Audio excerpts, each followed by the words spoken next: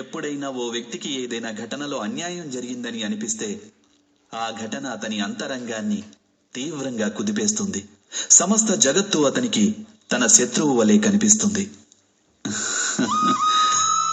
అన్యాయం అనిపించినటువంటి ఘటన ఎంత పెద్దదైతే మనుషుల హృదయం కూడా అంతే అధికంగా విరోధించసాగుతుంది. ఆ ఘటనకు బదులుగా వారు న్యాయం అడుగుతారు. నిజానికి ఇది సరైనదే.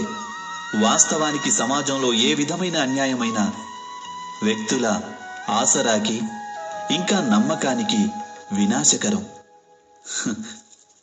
కానీ ఇంతకీ ఈ న్యాయం ఏమిటి? న్యాయానికి అర్థం ఏమిటి? అన్యాయం చేసిన వారు తాము చేసిన దానికి పశ్చాత్తాపం చెందాలి. అలాగే అన్యాయానికి గురైన మనసులో మరలా సమాజం పట్ల విశ్వాసం కలగాలి. న్యాయానికి అర్థం ఇదేగా. కానీ ఎవరి హృదయాలందు ధర్మం ఉండదో వారు న్యాయాన్ని వదిలేసి వైరాన్ని, ప్రతీకారాన్ని ఆశ్రయిస్తారు. హింసకు బదులుగా ప్రతిహింస అనే భావనతో సాగుతారు. తాము అనుభవించిన బాధ కంటే ఎంతో అధిక బాధను కలిగించ ప్రయత్నిస్తారు.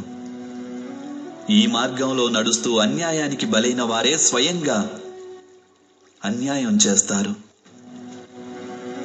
దీనితో వారు అపరాధులవుతారు.